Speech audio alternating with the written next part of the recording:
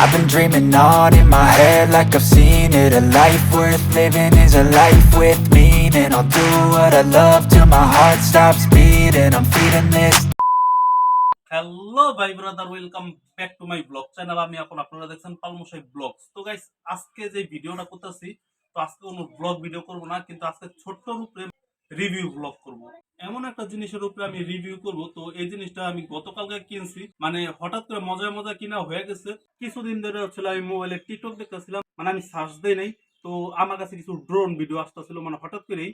তো যাই হোক, কিছু কিছু ড্রোন ভিডিও দেখার পর আমার একটা ড্রোন পছন্দ হয়েছে। তো গাইস, আমি ড্রোনটা অর্ডার দিয়েছিলাম, মজার মজার ড্রোনটা কিনে ফেলছি গাইস। তো যাই হোক, এখানে আমারও কাজে লাগবে, আমার ছোট ভাইয়েরও কাজে লাগবে ড্রোনটা। আজকের ভিডিওতে আমি এই ড্রোনটার রিভিউ করব। তো যাই হোক, এক নজরে আমি আপনাদের এই ড্রোনের বক্সটা দেখাই দিই। তো গাইস, এটা হচ্ছিল ড্রোনের বক্স। তো এটা পুরো প্যাকেটিং করা আছে, দেখেন। তো এটার রিভিউ করব। তো গাইস, আজকের ভিডিও শুরু করা যাক।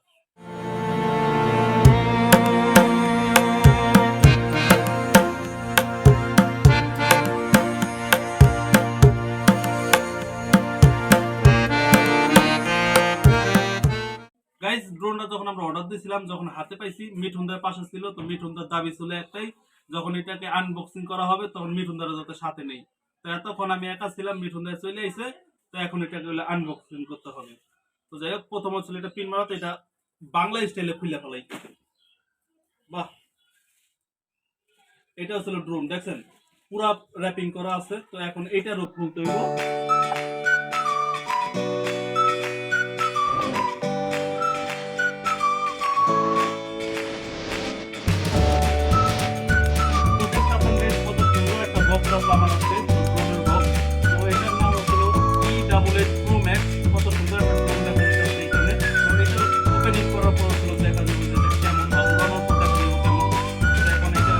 দেখি ভিতরে কি আছে। এই দেখেন গাইস, কত সুন্দর, হাতে ধরে নেওয়ার জন্য একটা ব্যাগ দিছে। এটার ভিতরে ড্রোনটা আছে। কিন্তু এখন হচ্ছে মেন সময়, এটা আসলে মিঠুনদার দামি একটাই ড্রোনের আনবক্সিং আমি করবো। তো এটাকে এখন মিঠুনদার আছে।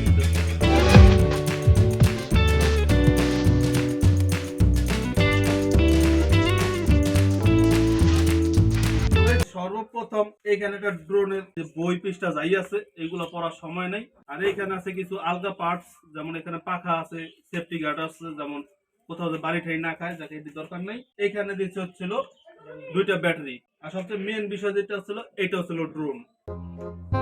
এই বড়, হ্যাঁ, আসসালামু আলাইকুম, আদাব। আপনারা কেমন আছেন? সুটিয়ে লাল করে দেবো, নোংরামি বার করে দেবো। তো গাইস, এখন হচ্ছে আমাদের দুইটা ব্যাটারি আছে। তো এই ব্যাটারিতে হয়তো চার্জ নাই, চার্জ দিতে হইব হয়তো 1 ঘন্টা বা 1.5 ঘন্টা সময় লাগবে। আর ব্যাটারি না হইলে তো, মানে ব্যাটারিতে চার্জ না থাকলে তো এটা উড়ানো সম্ভব না। তো যাই হোক, এখন চার্জ দেই। আর বাকি ভিডিও বা উড়ানোর ভিডিওগুলো এগুলো আপনাদের বিকেলে দেখাইতেছি। তো আপনাদের সাথে বিকেলে দেখা হইতেছে। A few moments later.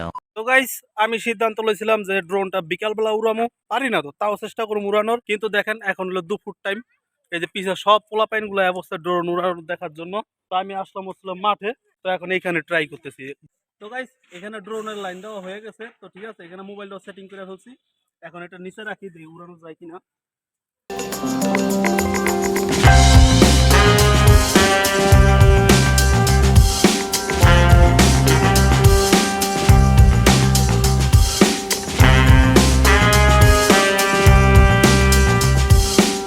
তো গাইস, আমি এখানে অনেক চেষ্টা করছিলাম, ঠিক আছে, কন্ট্রোল করার, বাসায় চেষ্টা করছি, কিন্তু বাসায় হয় নাই।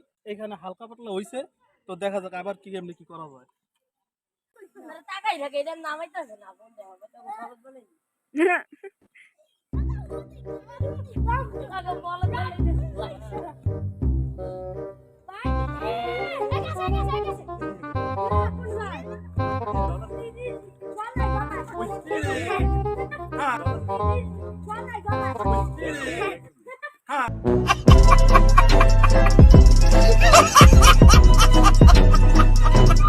তো গাইস, এখন বাজে বিকেল 5:30। তো যাই হোক, আমি আবার ড্রোন নিয়ে বের হয়ে গেলাম একটু ভিডিও করে দেখানোর জন্য আপনাদের।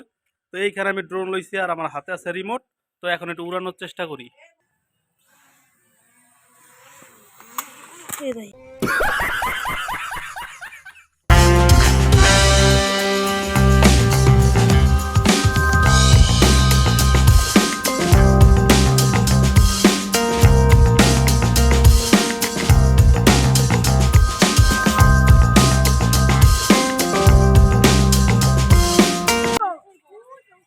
গাইস অনেক ট্রাই করার পরে আস্তে আস্তে আমার এখন উড়ানো হইতাছে।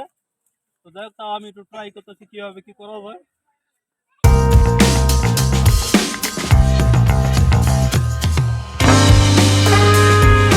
তো গাইস দ্বিতীয়বারের মতন আমি মাঠে যা ড্রোন উড়াইছিলাম। তো যাই হোক, আপনারা দেখতে পাচ্ছেন ড্রোনটা আমি কিভাবে কন্ট্রোল করছি। আসলে কন্ট্রোল করতে পারি নাই। তো যাই হোক, ড্রোনের বিষয়ে দুইটা কথা বলি।